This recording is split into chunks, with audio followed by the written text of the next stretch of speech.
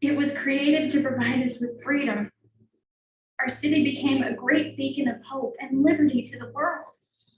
It was a shining city upon a hill. 15 years ago, it was created to provide us with freedom. Our city became a great beacon of hope and liberty to the world. It was a shining city upon a hill. 15 years ago, freedom died. The Development Party has now gained control of the center. Today marks the first step forward in the development of our great city. All must contribute, because from each, everything shall be given to all.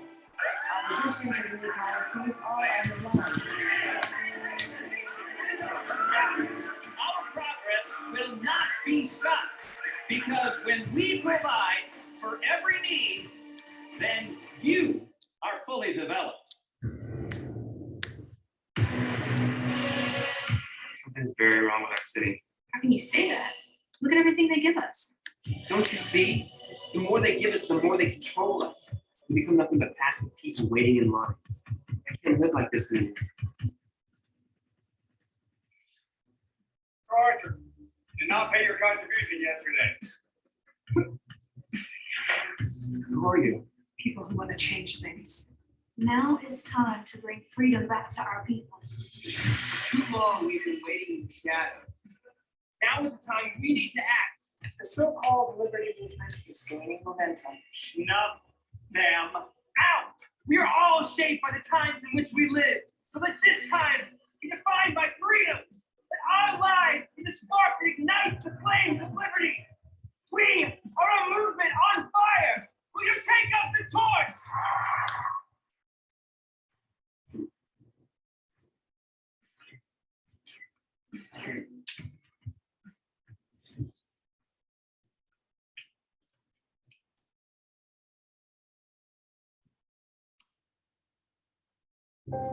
We have this entire misunderstanding of what Darwin really meant when he said survival of the fittest.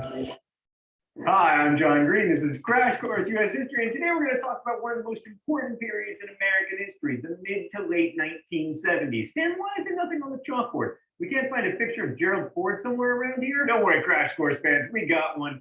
Thanks for your support through Subbable. We paid for this 90-cent Gerald Ford photograph. These really are the years when everything changed in the United States. And amidst all that turmoil, something wonderful was born. Mr. Green, strong with the force this episode is. No, we from the past. Yoda doesn't show up till Empire Strikes Back, which came out in 1980. I'm referring, of course, to the fact that we were born. It's the beginning of the John Green era. From here on out, almost everything we discuss will have happened in my lifetime, or as most Crash Course viewers refer to it, that century before I was born. But it wasn't just the birth of me and the death of Elvis. The late 1970s were truly a period of momentous change, and for most Americans, it sucked.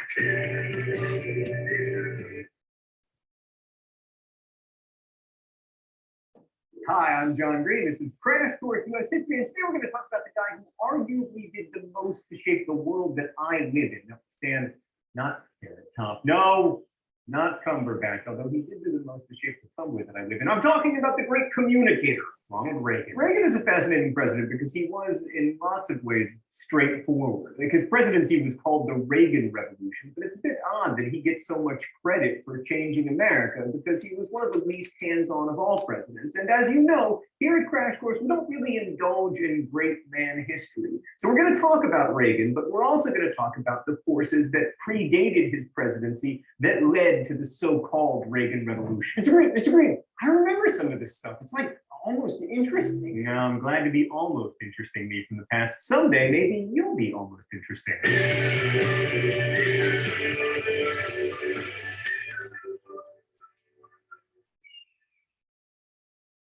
The Reagan era began, unsurprisingly, with his election to the presidency in 1980. Now, anyone could have beaten Jimmy Carter, but Reagan succeeded largely by pulling together many strands of conservatism. Reagan emphasized his belief in states' rights, and he condemned welfare cheats. He also condemned busing and affirmative action, and he won the support of religious conservatives, including the newly formed Moral Majority, by standing for family values, even though, in fact, he was the first US president to have been divorced. Also, he once acted with a monkey. There's nothing nothing family values about that. Stan just informed me that Ronald Reagan did not, in fact, act with a monkey. He acted with a chimp. I apologize to all of the primate rights people out there. Good Lord. Now, Reagan also appealed to the so-called white backlash, working class white people who resented the advances that African Americans had made during the 1960s and 1970s. And economic conservatives liked his anti-union, low taxes, free market positions, and anti-government crusaders and libertarians liked his assertion that government was not the solution to problems, but was itself the problem. Then there were the Cold War hawks who liked his militant anti-Soviet rhetoric and his desire to spend more on the military. Now, that's a big coalition, but it turned out to be just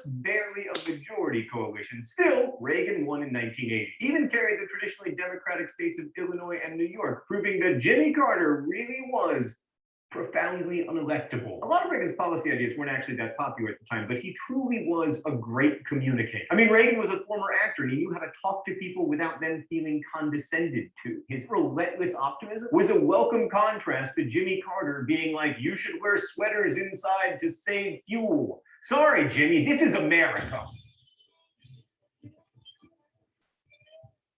Ronald Reagan used the word freedom more than any other president in American history, but it's interesting to think about what he meant by the word freedom. Because as we've seen in American history, freedom has meant lots of things to lots of people. Is freedom freedom from government tyranny? Or is freedom government protection from hunger and homelessness and military attacks? Do governments ultimately restrict freedom or provide it? Now, there's no question that the federal government that Ronald Reagan inherited would have been absolutely foreign to the people who founded this country. I mean, Social Security, federal income taxes, the National Endowment for the Arts. But some people would argue that the America of 1980 was much more free for more Americans than, say, the America of 1790, when, after all, slavery was legal. And in fact, in the early 19th century, many slave owners said that the government was taking away their freedom to own slaves. Ultimately, the question of how we should imagine freedom and how we should allow for it is at the center of American history. And a big part of Ronald Reagan's vision of freedom was economic freedom, which he laid out in his Economic Bill of Rights. It would curtail union power, reduce federal regulation of industry and the environment, and most of all, lower tax.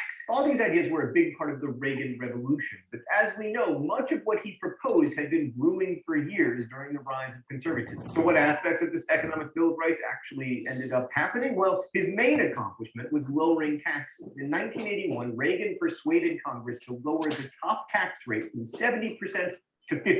In 1986, Congress went much further with the tax rate that lowered the top income tax rate to 28%. John, time for the mystery document? Okay, hi everyone. Today is our short class, and we have quite a bit to do in this short class. We have a major debate, and let me again share the screen so that you can see the lesson plan for today. And that is, we have 4 people participating on this debate topic. The South Koreans, America won the Cold War. So I think we should go ahead and do the debate before we then set up for next week's class exercises. But just to remind you, by the way, that your first draft of your final exam is due by Saturday. And I will write comments on those like I did last time and send them back to you. And I will also post a sign-up sheet next week, whereby on Google Drive, Google documents on the Google Drive, my Google Drive, so that I can share it with you, so you can write in an appointment time to meet with me online on Zoom to discuss my comments on your first draft. And now that when I know finally what my schedule will be for that week, that's why I'm waiting until next week to post that document. So I have a better idea of what times I have to block out to keep open for other items. So. But again, I will get your first draft comments back to you in the track function by next Monday. Okay, so but again, the first draft of your final exam is due by Saturday morning, right? 7 o'clock. Okay, we have, this is the debate topic, and I think maybe we should just go straight to the debate topic. And since I am not participating in the debate, I will keep time. Well, I always keep time anyway because of the use of Zoom. So let me set up my timer. So Minju Jong and Chi-Wan Yu and Sung Hyun Ho and Song Un Sang, please open up any kind of PowerPoint or Microsoft Word or any kind of files you want to show to share a screen. And I will I will go to the share screen and I will make multiple participants can share simultaneously. So all of you now have the option to share items on share screen. And so please open up your files, and Minju Zhang and Jiwan Yu are pro. So again, the rules are 6 minutes maximum for opening statement by pro, followed by 6 minutes maximum opening statement by con, and then the pro rebuts for 4 minutes maximum, and then con rebuts concludes for 7 minutes, and then pro has the last word for 3 minutes. And of course, I always say, everybody has the option for asking a question during extra credit during the debate to get some extra credit. So, Minju Zhang and Jiwan Yu, are you ready? Minju Zhang, Jiwan Yu, unmute. Where's Minju Zhang? Is she even on? Well, I don't see her. So let's go ahead. But again, I should also do the Cyber Campus smart attendance. So attendance, and for week 13. So I missed, of course, the first class, smart attendance. And so your smart attendance number is 778, 778, 778. And so let me put that in the chat box, 778. And okay, 778 is your smart attendance number. And so one more time, let me call for Minju Zhang and Jiwan Yu. Are you there? And I'm not getting a response. Minju Zhang, Jiwan Yu. I see Minju. Minju, ask to unmute. Unmute, Minju. And there you are, Minju Zhang, sorry. Okay, and Jiwan Yu. Where's Jiwan Yu? Jiwan Yu, are you there? Minju, are you ready?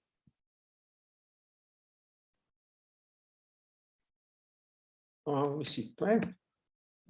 Minju, are you ready? And my phone is ringing. Why is my phone ringing?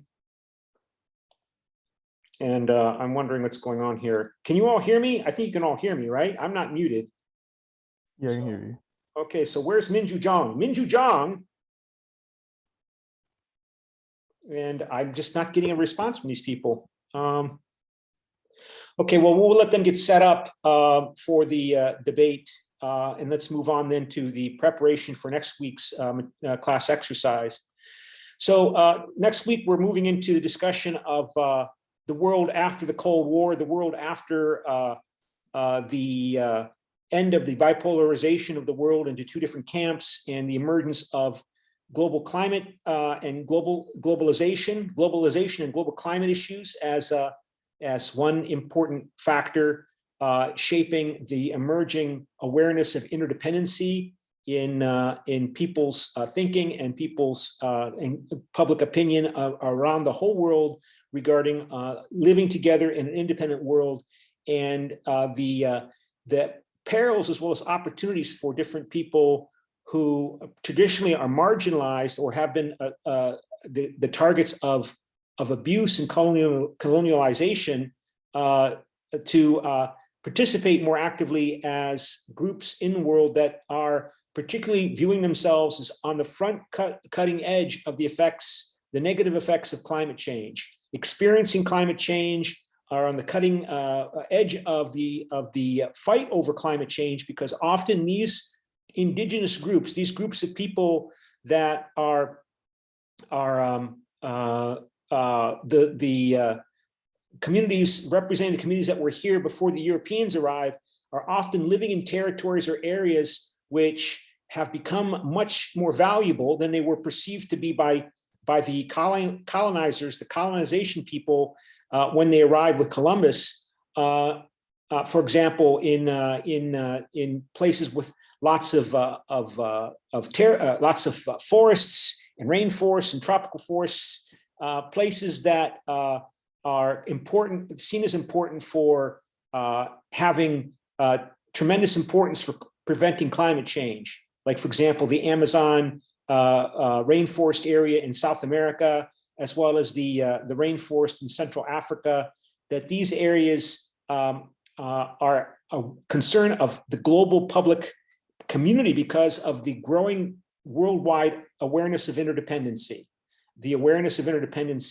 which we've talked about briefly in other classes, that as the world becomes more and more aware, publicly speaking, about the prevailing views among people's understanding of the world, that we are all interdependent in terms of our well-being. That's simply a fact. It's always been true. But we see that more and more people around the world, including in the United States, and of course in Korea and Japan and China, are becoming aware of that interdependence across the entire globe, across the entire world.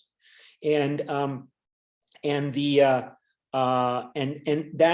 means that there is more political sensitivity in, for example, America or Europe or South Korea regarding, for example, what the Brazilian government does to its Amazon River, tropical forest area, rainforest area, because that has a clear understanding. There's a clear understanding that the way the Amazon is treated by the Brazilian government has impacts not just for the well-being of the people living in the Amazon or the people living in all of Brazil, but for the whole world, for your well-being, for my well-being.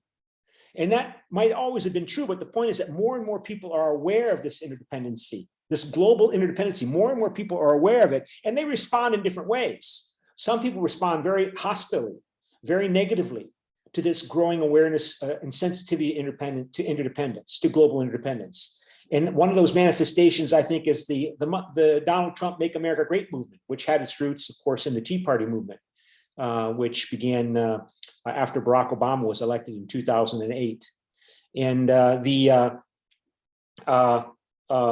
the response of those seeing all this globalization in terms of its impact on our lives, including not only greater economic inequality, but also greater diversity within our societies, as more and more migration of people around the world because of economic opportunity and economic needs, that one response to become more nationalistic and viewing this interdependency as a source of threat, and viewing some sort of conspiracy among globalizing elites to make this globalization happen, and to support Donald Trump against the conspiratorial globalizers led by supposedly George Soros and the Jews and Hillary Clinton and the Democrats in these crazy, wild conspiracy theories that emerge and associate with nationalism. And or another response, of course, to greater awareness of interdependency is the way South Korea has adapted and adopted to globalization, accommodating it, preparing its population for it, emphasizing education, emphasizing the need for people in South Korea to become experts at dealing on a global level in terms of their economic planning, their economic perspectives, their horizons, their ability to function in a global economic environment. And of course, the fact that most of Korea's gross national product comes from exports makes it particularly willing to engage in that kind of adaptation function towards globalization. But the United States, for most of its history, the majority of its history, was relatively isolated from concerns about the outside world having a major impact on people's living inside the United States. I mean, of course, people were aware of the outside world. People were exploiting economic opportunities in Latin America and in Asia and elsewhere, but they were not viewing themselves as being subject to the effects of other people's decisions in China, affecting, for example, the well-being directly of a big section of the population of the United States. The people that were concerned about the outside world in the United States for most of its history were business people who saw economic entrepreneurs who saw opportunities for themselves. But globalization is only since, again, the end of the Cold War, has globalization come to be seen as a major ongoing national security challenge to the United States, for good or bad. So, so let's go on to the, and again, let me ask one more time. So again, Chongmin-ju, you are ready? Chongmin-ju, your microphone. And what about Chi Won Yu and Sung Young Ho and Song Un Sang? Are you there?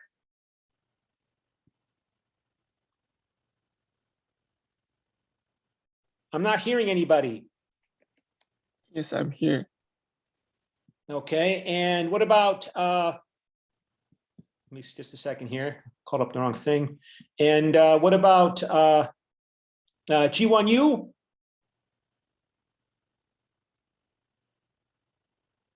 And Sung Hyun Ho? Okay, Yes. well, Yeah. okay, so Minju, Jung Minju, are you there? I see you that you're logged in.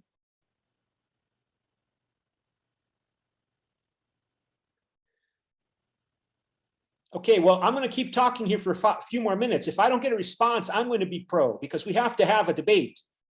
Well, I mean, you don't think your microphone is working? Okay, well, I mean, we have to have the debate because Khan is ready to go. So I'm going to continue to talk here, and then I'm going to shift to, if necessary, I will speak for pro because we have to have the debate because the other.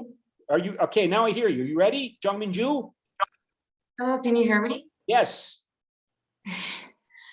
Sorry, I think my earphone microphone wasn't working. Okay. What about your partner, Chi Won Yu? I do not know about that. Okay. Okay. So, all right. So, well, let me see. Well, I got a chat message here, and okay, now forget about that. All right. So let me just continue to talk here and just give a few more minutes for Chi Won Yu to show up. If not, then you're going to be pro solo. Okay. So, well, actually, I think we should go to debate because I want to make sure you have enough time for the debate. So, are you ready? Do you have something to open up to share a screen to the class? Chongmin Ju? Yep, I do. Okay, open it up and share Yes, it. I do. Okay, I don't see it here. Wait for a second.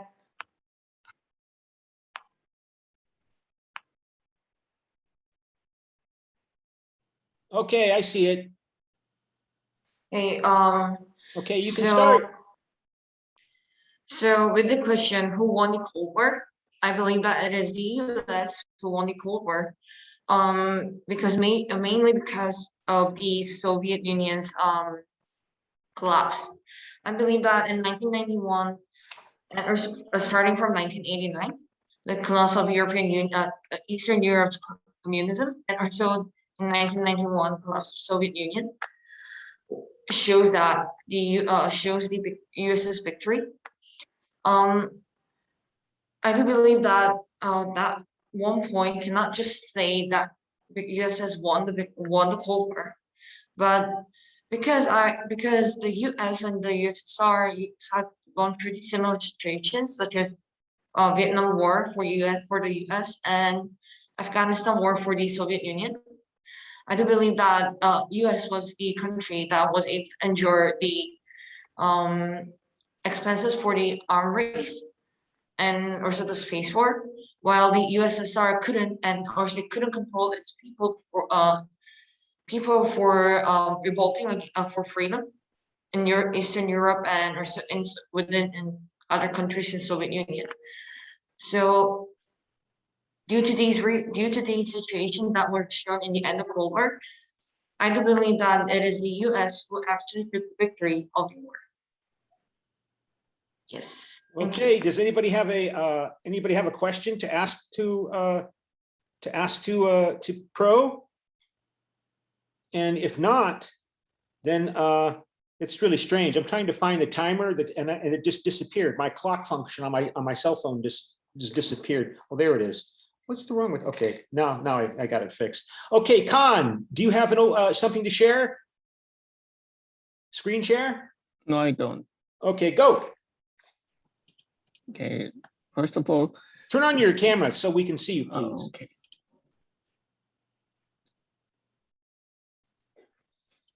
Go.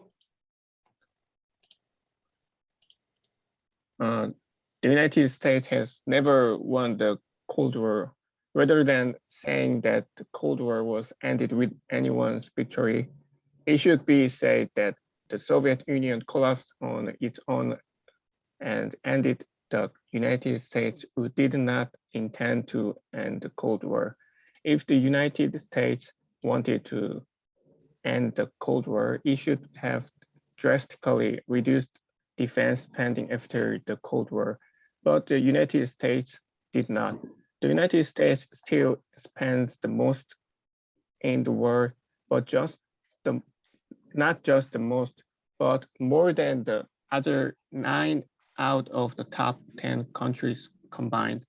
As a South Korea is still confronting North Korea, and the United States is also threatened by North Korea's nuclear weapons. In other words, Korea and the United States still have not escaped from the situation created by the Cold War. If the United States had won the Cold War, South Korea and the United States should have escaped from the Cold War situation in which they were confronting North Korea. Can the Cold War be simply called a system competition? I think the Cold War was a competition between the two hegemony states in the name of the system. If the Cold War was competition between the system, the expression that the United States won is inappropriate and should be called a victory for the capitalism. Any questions for Khan? If not, Chung Min-ju will now speak to rebut. And please, again, you can share your screen again, and please turn on your camera as well.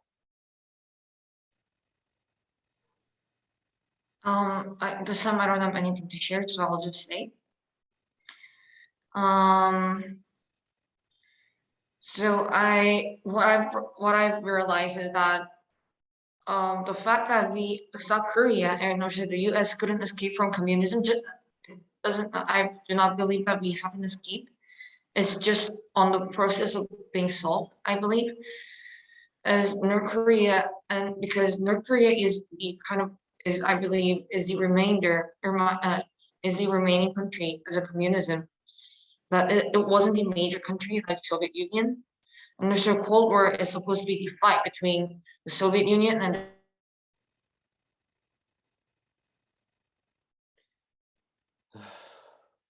North Korea and a few other countries still remain communism.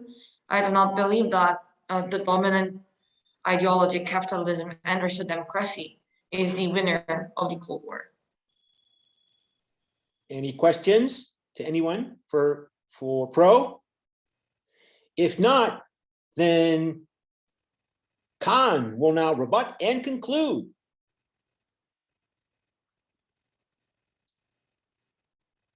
Khan? Yes. Rebut, please. You can speak up to 7 minutes. Okay. You can share screen too if you want to, if you have something to show us. I don't have anything. Okay. Let's just, I'll just speak. After the Cold War, America successfully protected capitalism, but because of that capitalism, the gap between the rich and poor had increased. Also, because of the Cold War, the ideology spread all over the world, and the world was divided into power. Because of the ideology, Korean War and Vietnam War had occurred and taken longer time. It made troubles, but still some of them are not solved yet. And I'd like to ask you, if America won the Cold War, should this problem should be solved well, but it's not. So do you think really America won the Cold War? And anyone have questions for Khan? And if not, then Chung Min-ju will have the last word for Pro. Chung Min-ju? Yes. So I do believe that it is the US who won the Cold War because US was able to endure the process of going through arms race and also going through the proxy wars, the US was able to also control its citizens, despite the fact that they were anti-warism.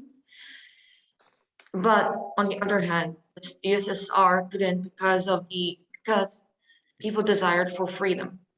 While the people had to suffer from from their country, their government spending their money on uh, weapons and other important arm on weapons. They had suffered, and the government, Soviet Union government, couldn't have the control or so regard allies. And I do believe that due to these reasons, it was the US who won the Cold War because they could endure it. All right, here's your last chance to ask a question. And if nobody's going to ask a question, then we can go to the vote. And so let me go to Cyber Campus and make sure we have that set up. And so we go here to share screen, and here we go. And we go here, vote on. Uh-oh, did I forget to put that in here? Oh, I think I did. Oh, okay, 1 second. Let me make the debate topic. I forgot to do this. I forgot to set this up because of my absence. So 1 second, 1 second, 1 second. And like this. And who won the debate? And 1 second, 1 second. And then we go like this. We go, okay, this is second. We go like here. We do this. We go like this. We go like that. We go like this. Post result. Yes. Anonymous. Yes. And make it anonymous. Pro. Con. And neutral cannot decide. And so here is the vote. So please vote on who won the debate, pro or con.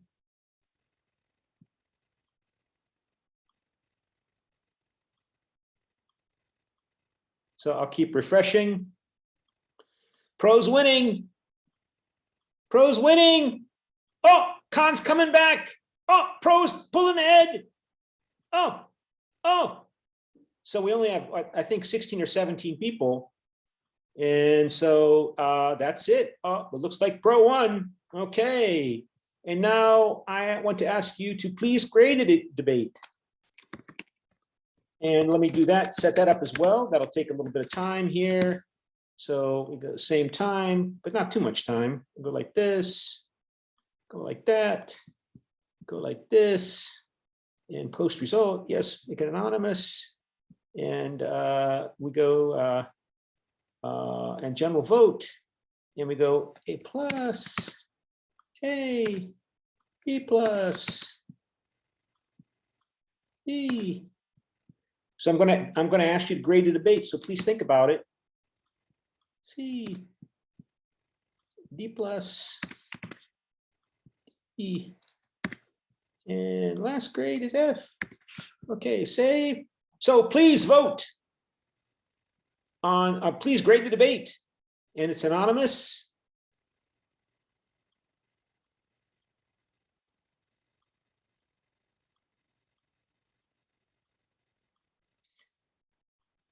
Okay. And that looks like that's it, okay, for the grade on the debate. So pro got 10 votes for winning the debate versus 5 for con, because I don't know if I really, did I do that right? Who won the debate? Did I set that up so people can see it? And yeah, post results, so you could see that as well, okay. All right, so back then to the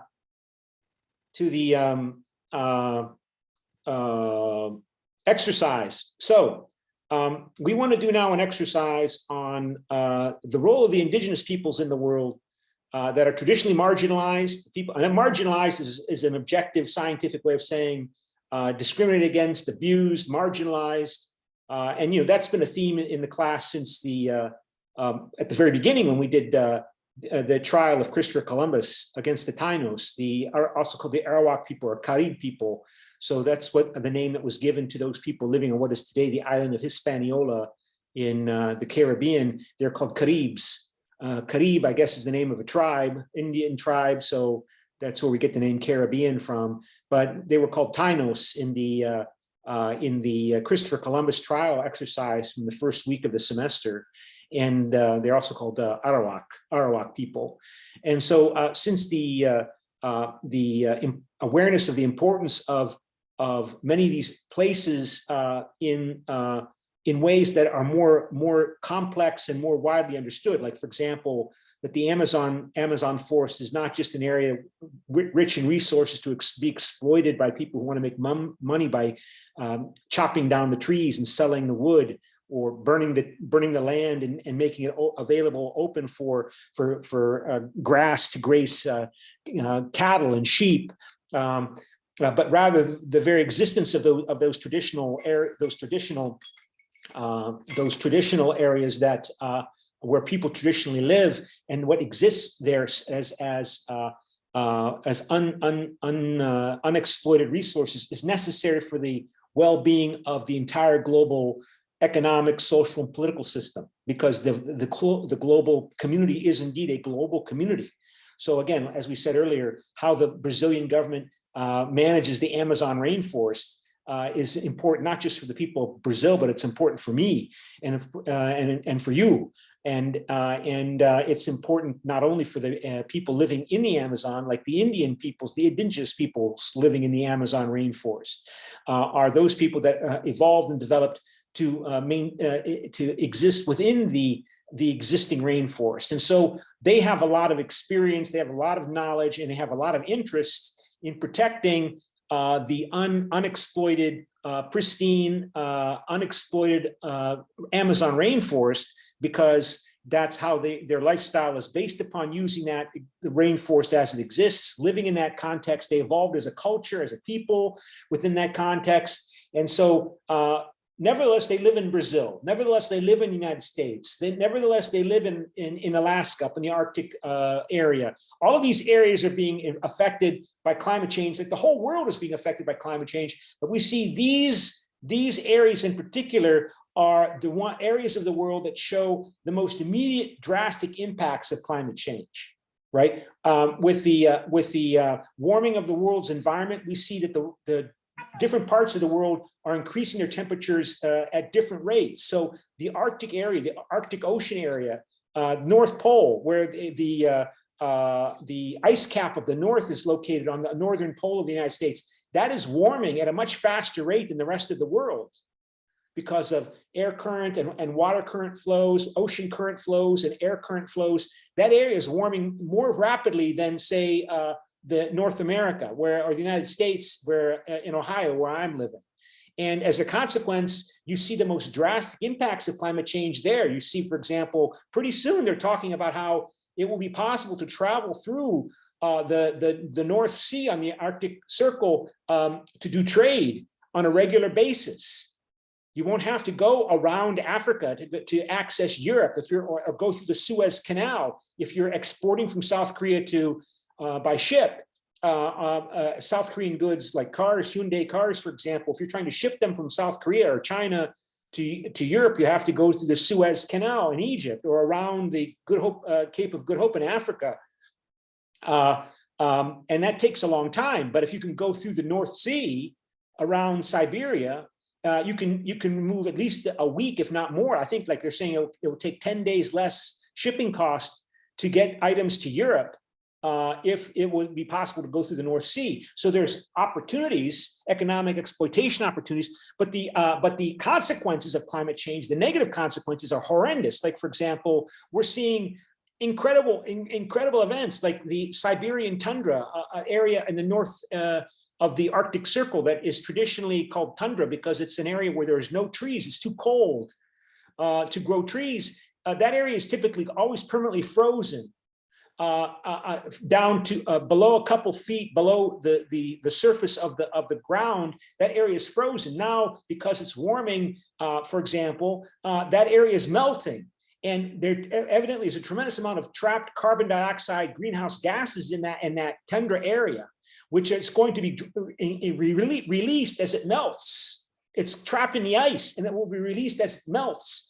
And that may accelerate climate change. There are wildfires burning in those areas. It's never been recorded before that there were such intense wildfires in Siberia, north of the Arctic Circle. So the point is that these indigenous people are living in areas where they were able to be, they were pushed to live because the territory was not seen at the time, 100, 200 years ago, as particularly valuable.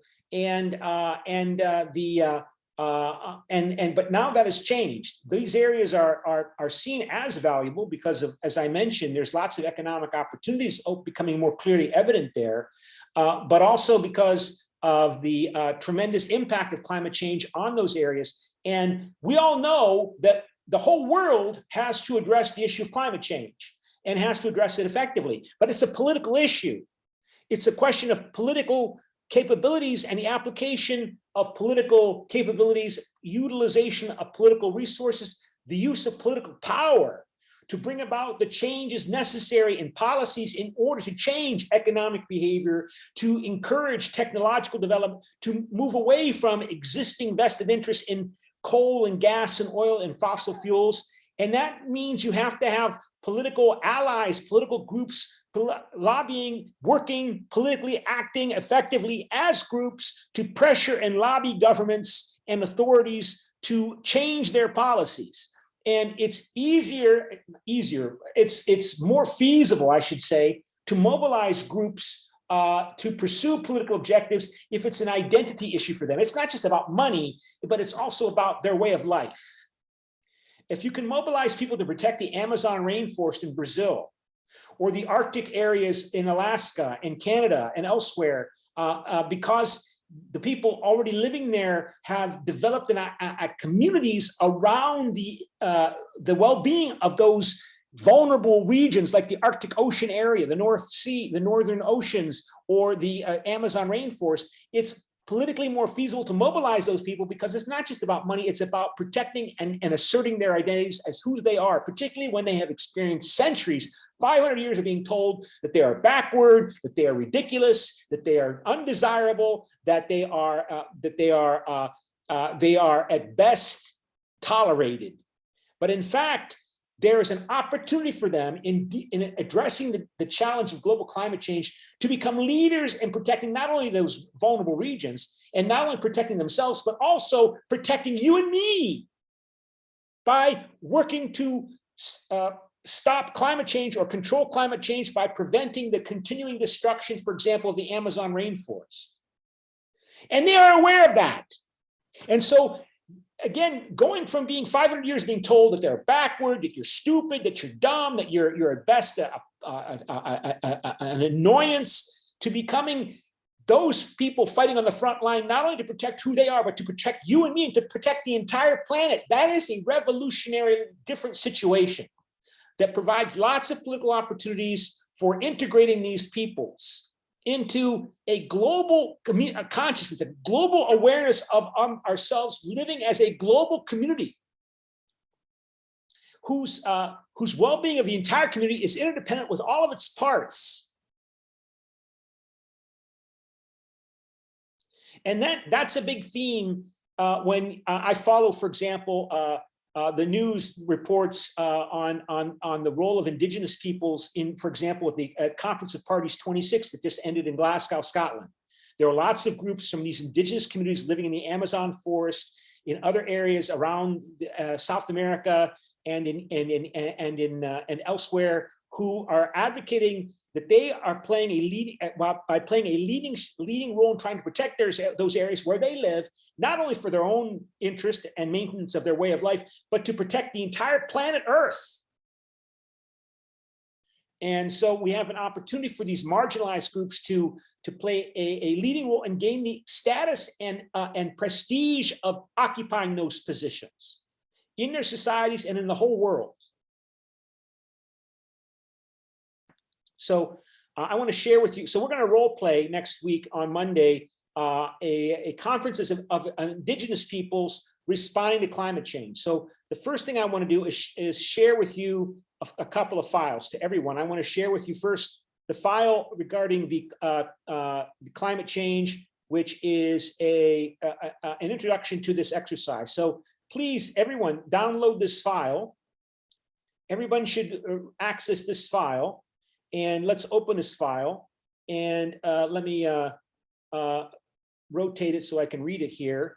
And then we share the screen again and share screen. And we go here. So this is the file I just sent you. So this is the Indigenous Peoples Summit on Climate Change being held in Anchorage, Alaska.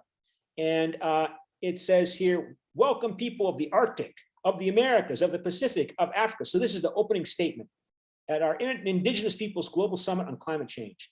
Of the Caribbean to the Indigenous Peoples Global Climate Summit on Climate Change. We thank Atna and the Dianania Athabascan peoples in whose lands we are gathered.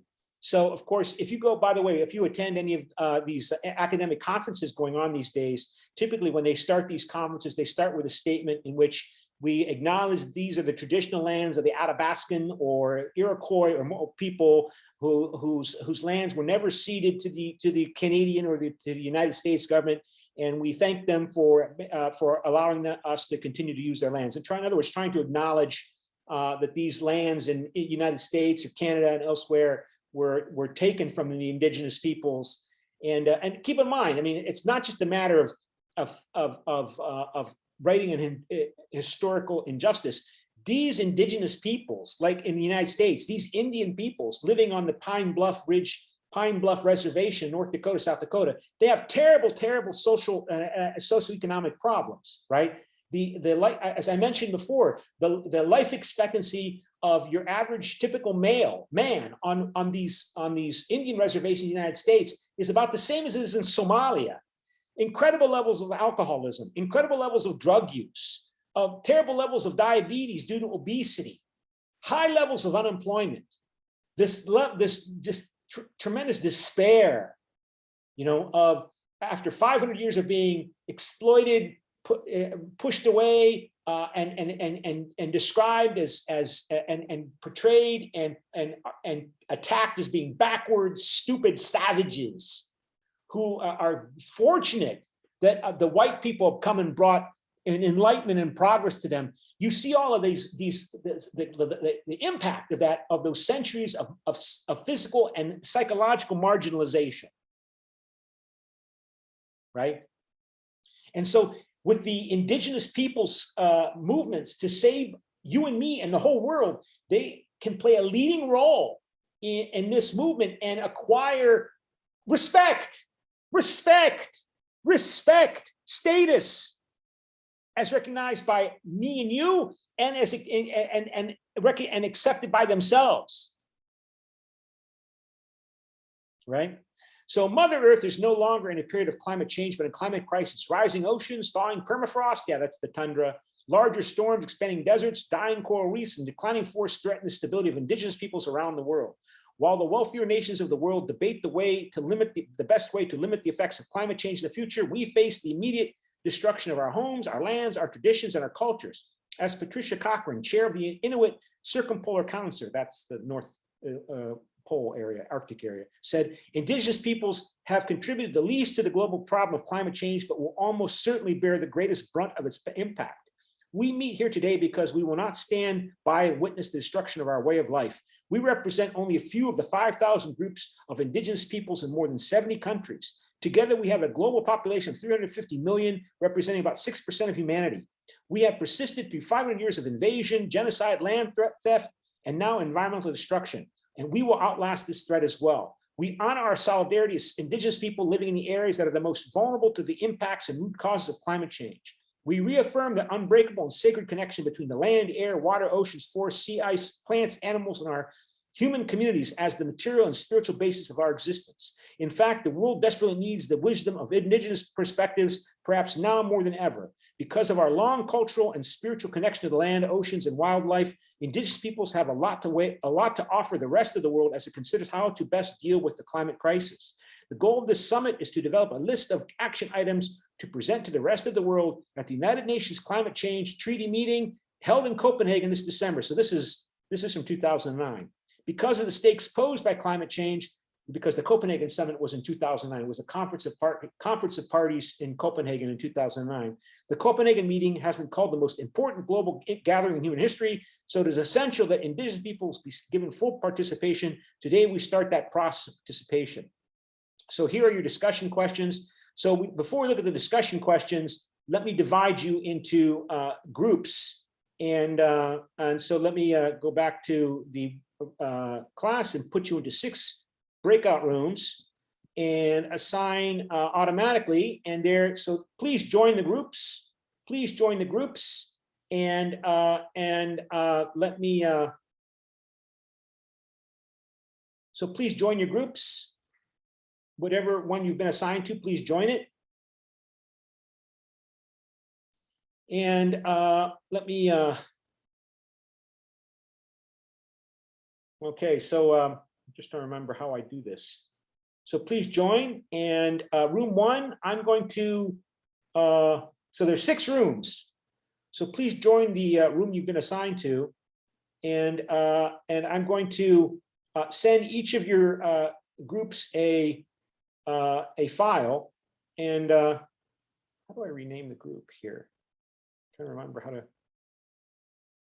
Okay, well, it doesn't really matter. So I'm going to join group 1, and I'm going to send you a file. Room 1, you are. Let me see. Room 1, and you are going to be the Diné Navajo people. So please download that file. Okay. I'm going to then leave the group.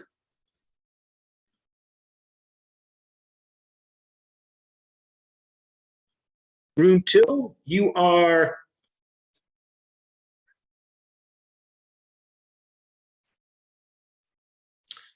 the indigenous Amazonian people. So please download this file. Room 2 and room 3.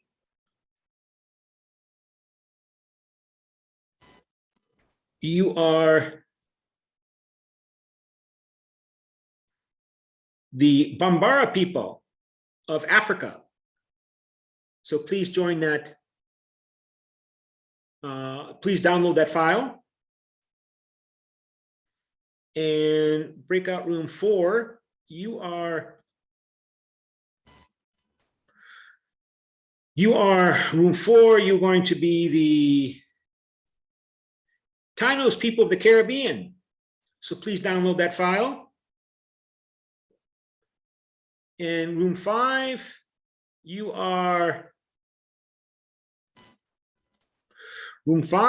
will be the Yupik people of the Arctic Ocean area. So please download that file. And room 6, you are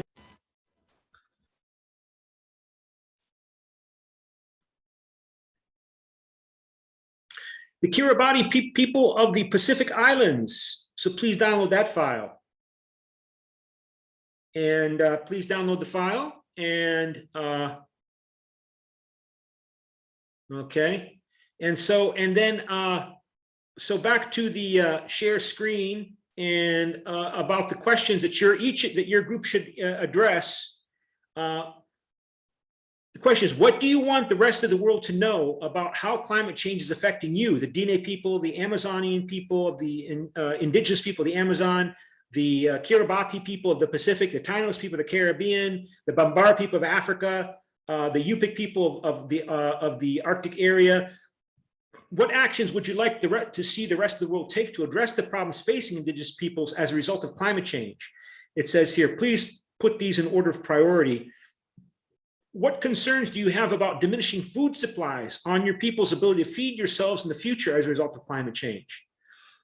And then finally, the fourth group is, if climate change forces indigenous peoples to migrate from your homelands due to rising sea levels, melting permafrost in the tundra and in the Arctic Ocean region, disappearing water supplies, etc., how should the rest of the world respond to these climate change refugees? So the idea is here to come up with a statement about what you want from the indigenous peoples to the rest of the world and to the governments of Seoul, of Moscow, of Washington, of Beijing, of Berlin, of Brussels, of Paris. What do you want, you 350 million indigenous people?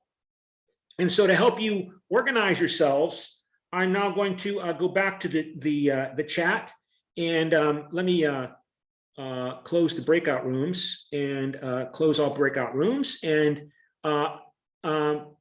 let me choose somebody who's going to speak for your group. And let me flip a coin to see who's going to speak for your group. Heads, it's the top person in the group, and let me see. Okay.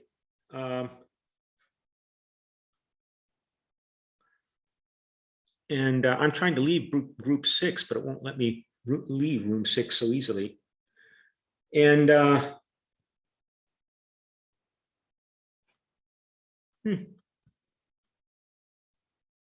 right, so let me so please download those files if you haven't already. Professor, can I do this until Friday? We're going to meet on Monday. So that's our next class meeting is Monday. So, and let me send you finally this one last file, the pre-conference handout. This is supposed to help you get organized. So please download this file as well. Everyone download this file, and let me. It's just a work document to help you organize yourselves. Your group, put your group names here. So there's 6 different groups, right? And or there's 5 other groups. So what does the world need to know, and what does the world need you to do? What do you want them to do? So you put down your group name, what you want the world to know, and communicate with each other, and try to come up with a general statement that you will accept, all of you will accept, that you would like to transmit to the United Nations as to what you would like to see the world do to deal with the climate change. So that's it for today, and I will communicate with you later. Yes. Could you redistribute the Bamber Africa files? Did I not? It seems to be a little bit corrupted. Okay. Let me. So was that group 5? No, that was group 3. Okay, group 3. Oh shit. Let me see. I don't know if I can do it. Group 3.